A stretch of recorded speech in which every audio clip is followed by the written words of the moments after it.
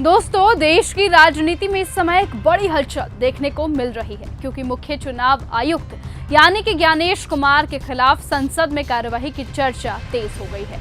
दरअसल लोकसभा स्पीकर ओम बिरला के खिलाफ पहले अविश्वास प्रस्ताव लाया गया था, जिस पर करीबन 118 सांसदों ने हस्ताक्षर किए थे और लोकसभा में लगभग 10 घंटे तक बहस भी हुई थी।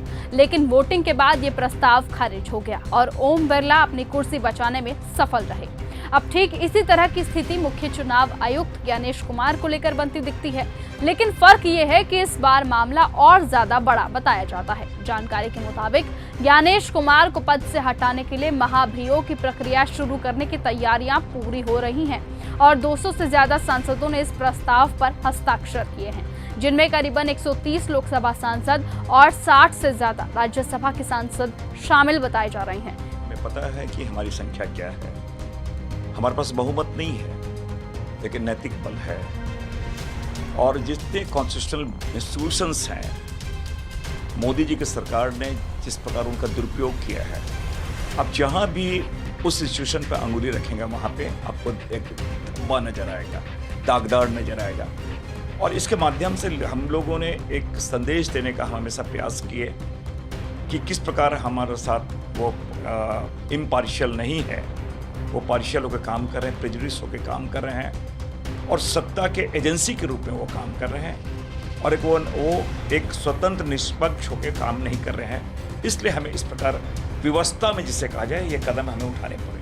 नियमों के मुताबिक किसी भी मुख्य चुनाव आयुक्त के खिलाफ महाभियोग की प्रक्रिया शुरू करने के लिए कम से कम 100 लोकसभा और 50 राज्यसभा सांसदों के हस्ताक्षर जरूरी होते हैं और बताया जाता है कि यह संख्या उससे कहीं ज्यादा हो चुकी है।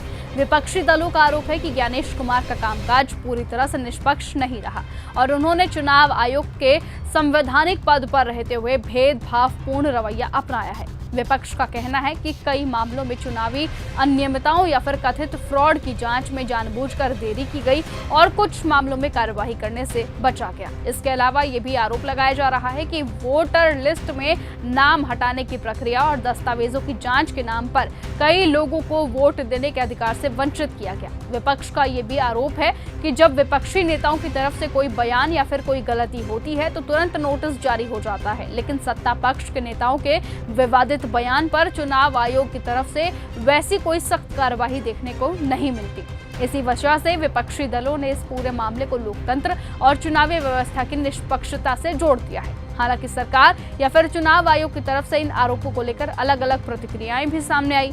अब सबसे बड़ा सवाल ये उठता है कि क्या सच में महाभियोग की प्रक्रिया आगे बढ़ेगी और क्या संसद में इतना समर्थन मिलेगा कि मुख्य चुनाव आयुक्त को पद से हटाने की स्थिति बन सके।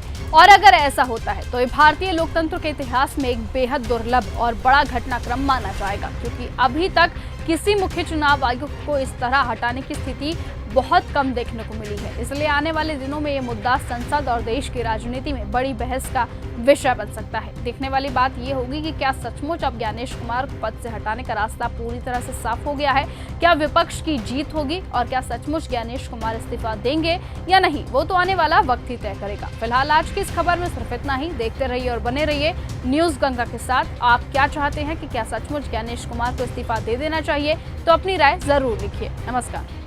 अगर आपको यह हमारा वीडियो पसंद आया हो तो इसे लाइक और शेयर करना बिल्कुल ना भूलें। साथ ही हमारे चैनल न्यूज गंगा को सब्सक्राइब और फॉलो जरूर करें ताकि देश और दुनिया की हर बड़ी खबर आप तक सबसे पहले पहुंचे।